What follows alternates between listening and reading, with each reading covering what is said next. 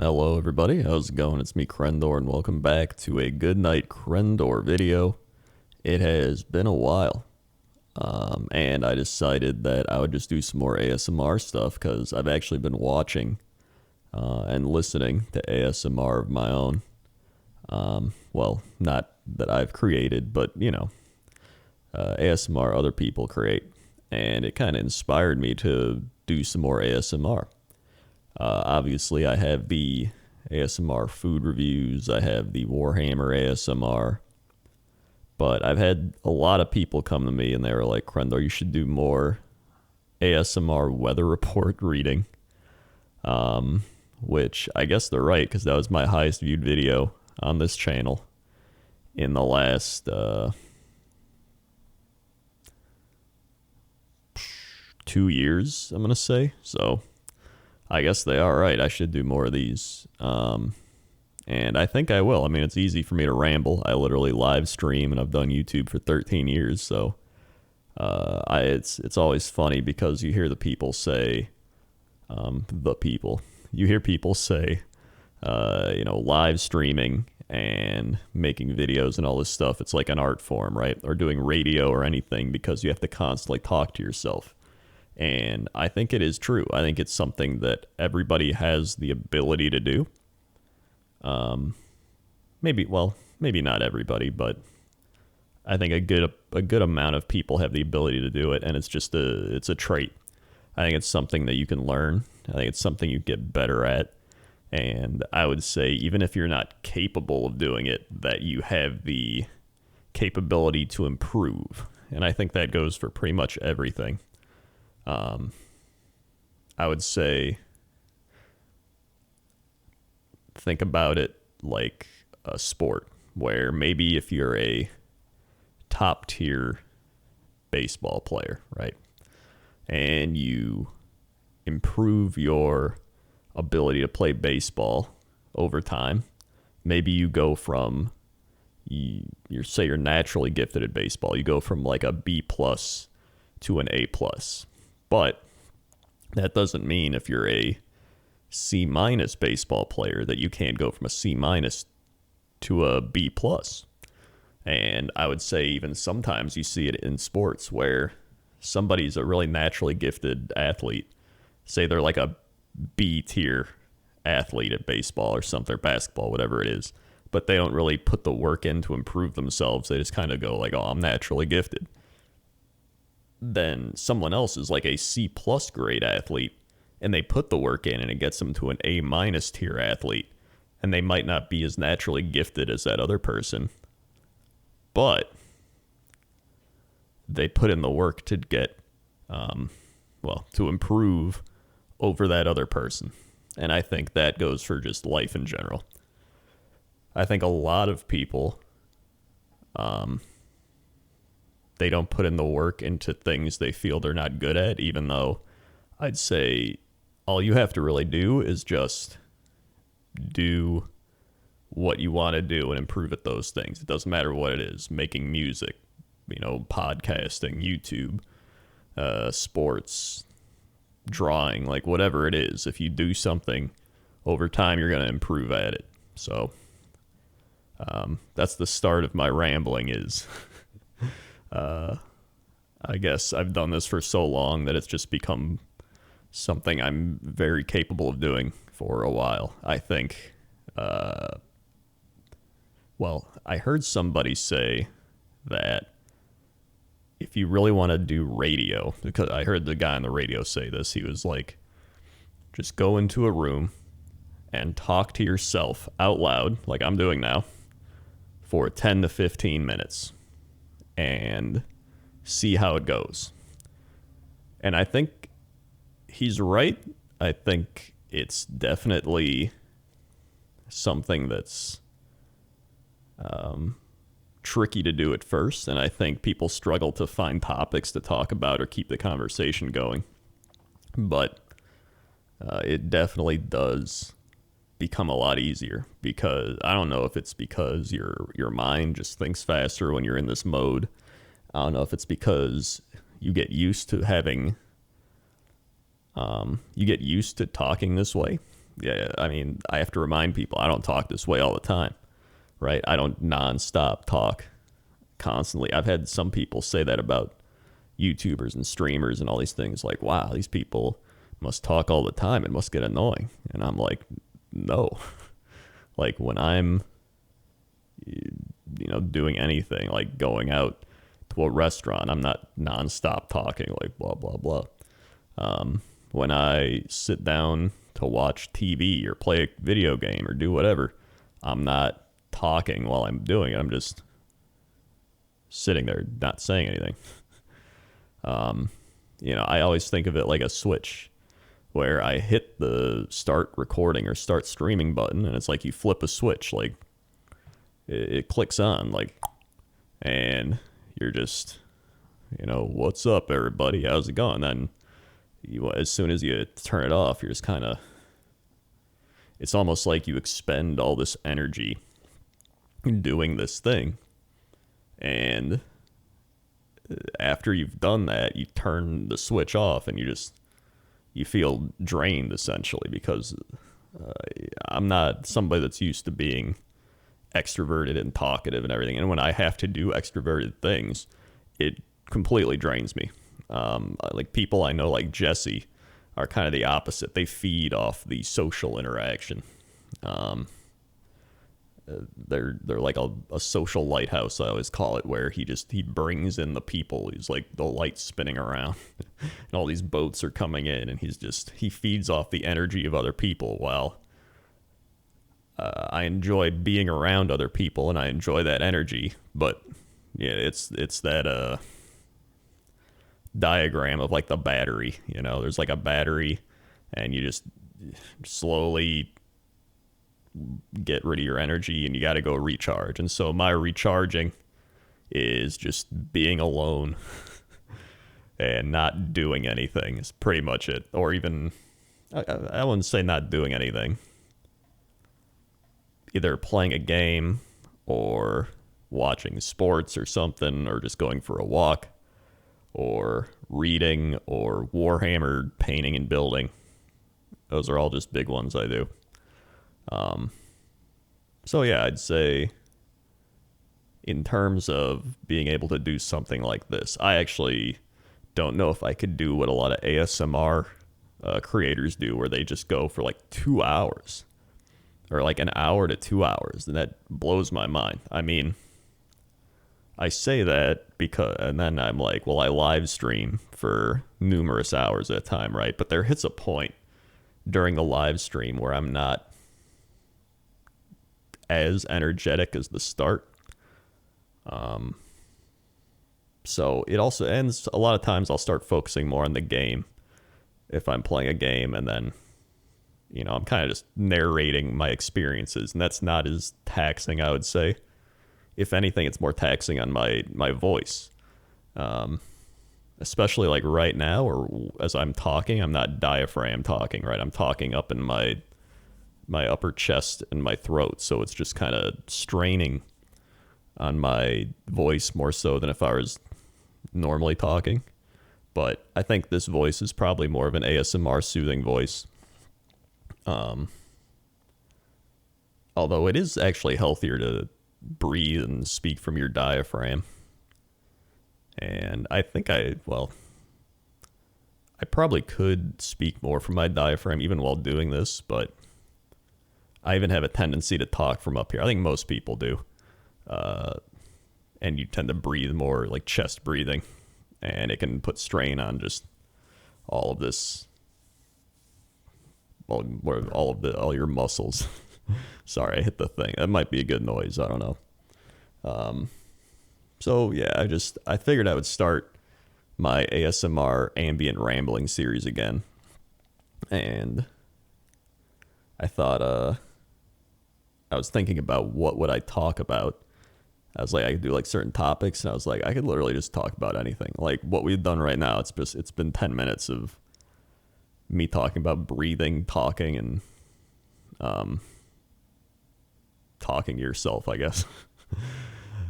So yeah, it's just gonna be random, and I plan on doing like one of these a week, I would say. I think that's a good amount for this channel, right, where I've only uploaded one video since December.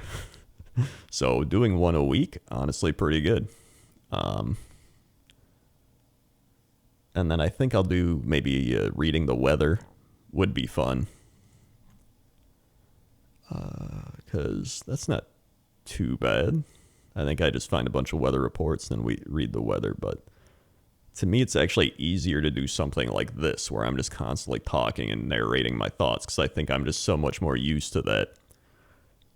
It's also kind of funny because growing up, I was very quiet, and nobody thought this would be something that I would do for a living. Like literally nobody. Everyone was like, he's very shy. He's very conserved.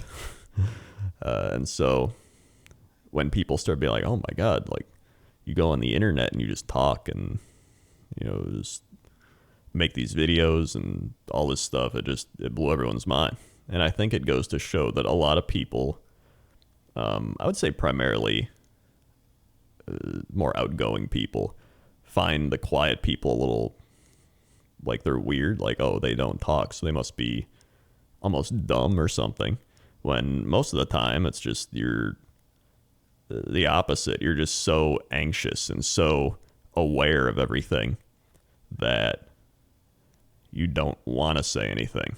While a lot of times more outgoing extroverted people, they talk, just whatever happens in their head, bam, it pops out. They don't even know what they say sometimes. And I think that's something that I've learned by doing what I do now, because now I have the ability I can talk to pretty much anybody. It's weird because I used to like have to practice, like even talking to a cashier or something, be like, I don't know how to do this, because I never did it before. You'd grow up and you don't really talk to that many people, like your classmates and a couple friends, but that's it.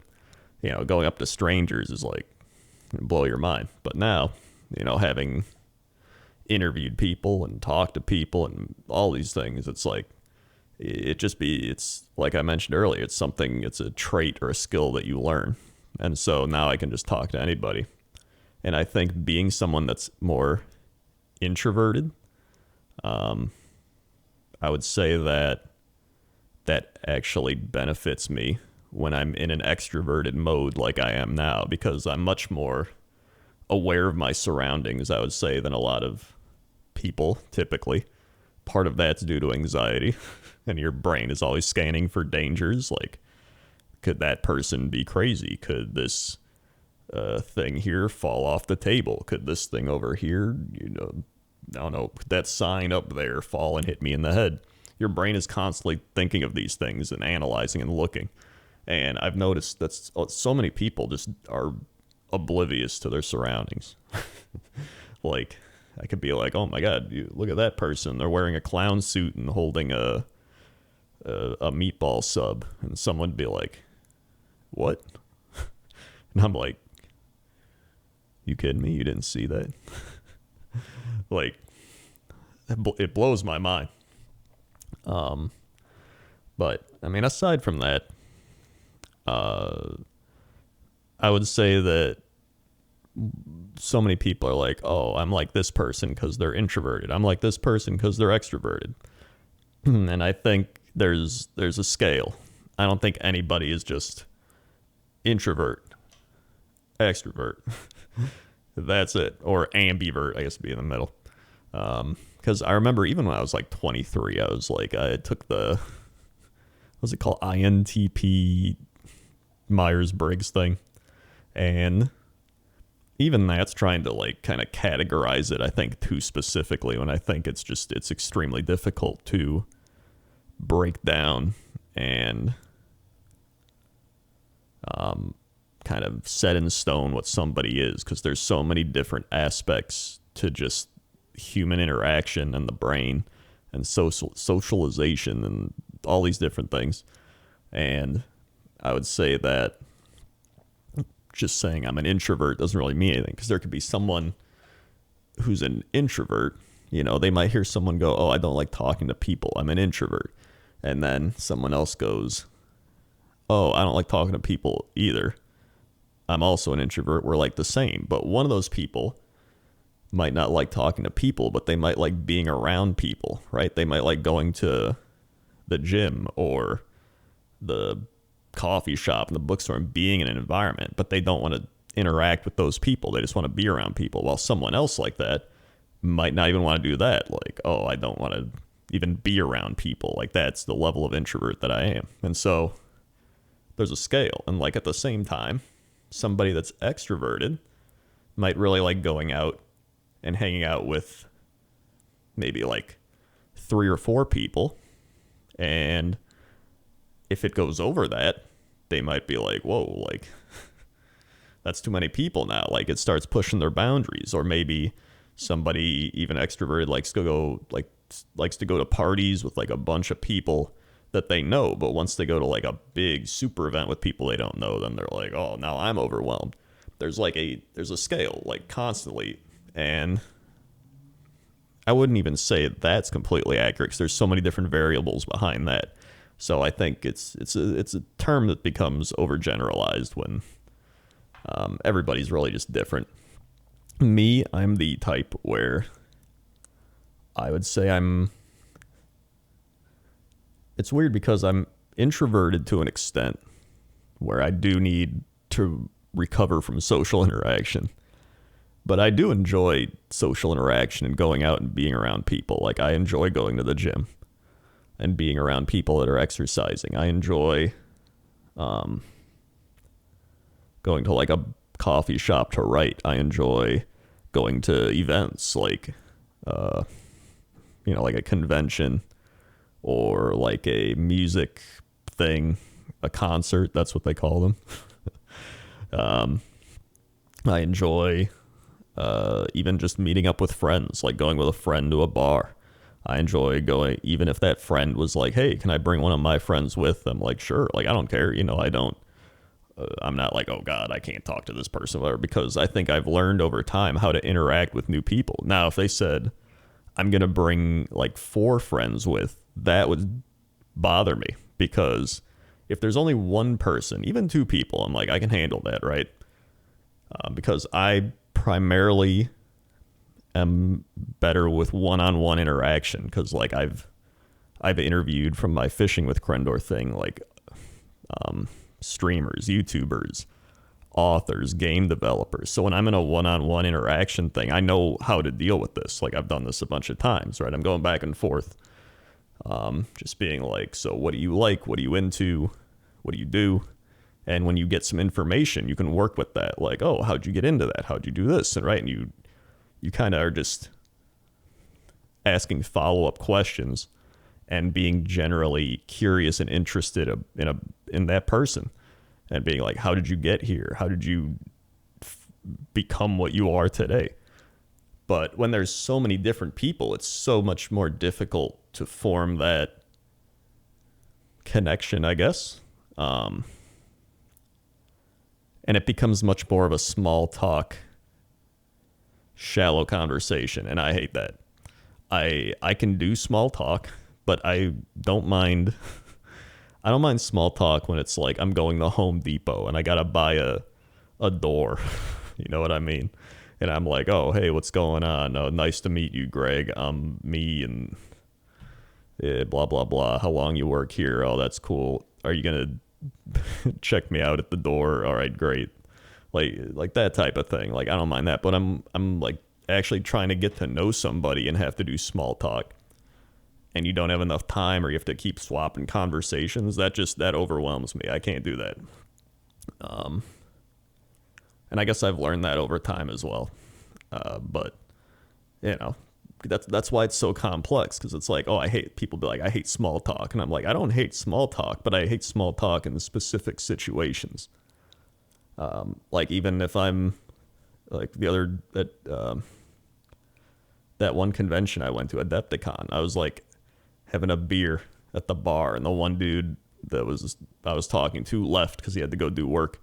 And I was just finishing my beer, and the guy next to me was just like, the thing on the blah. He just mentioned something about sports, and I was like, had like a 2-minute conversation with him about sports, and then I was like, all right, well, I gotta go, see you. Like, I don't mind that. That's a small talk thing, but like, it's just weird how different every social interaction is, and how our brains process everything, and just, I don't know. It's crazy. But I think that's going to do it for my ambient rambling today. So hopefully you enjoyed this one. If you did, like, there we go. My thumb just vanished into the abyss. Like, comment, subscribe, all that good stuff. And I will hopefully make more videos on this channel. And if you want to suggest any topics or stuff for me to ramble about, please do, because I will gladly accept topics, because that makes it even easier to do this. So thank you for listening, watching, whatever you're doing, and I'll see you next time. Okay. See ya.